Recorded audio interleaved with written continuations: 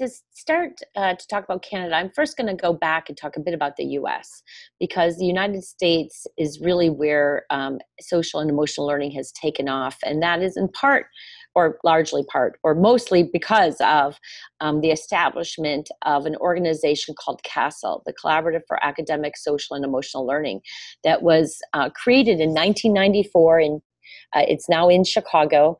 It was instigated and co-founded by Daniel Goleman, author of the best-selling book called Emotional Intelligence, and published in 1995, where he really he was a Harvard graduate, PhD, New York Times science writer, who really sort of culled all the research findings together, saying, guess what? Your IQ only predicts 10 to 15% of your life success. There's a lot of other stuff that matters. And so he and Eileen Growald Rockefeller co-founded CASEL, the Collaborative for Academic, Social, and Emotional Learning, to become a central point with the aim or vision of advancing the science and practice of social and emotional learning. Now, in Canada, I want to say we're a little behind. We don't have a CASEL here in Canada. We don't have it as an organization that is a central point for social and emotional learning. However, I would argue that this is sorely needed because in Canada, the uptake of social emotional learning is growing.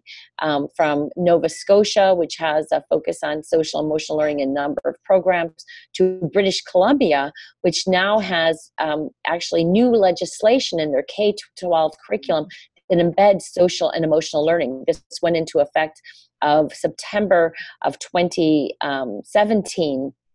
And now it's the first place in North America or in the world, I think Australia is another place, where the explicit and intentional focus on social and emotional learning is now embedded within a school system.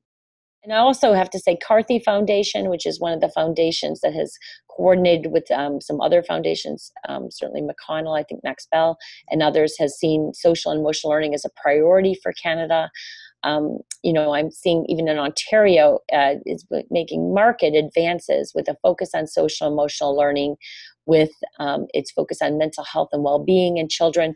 That's the other thing we need to think about. Like, is there social and emotional learning, and then there's mental health? No, they're all under one umbrella. They all are about children's well-being, social and emotional health, competencies, however you call it.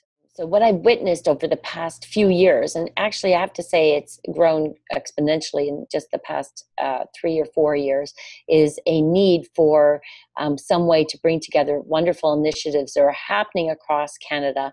Right now, there is not one central point that brings together people from different provinces and different coalitions and school districts to focus specifically on social and emotional learning.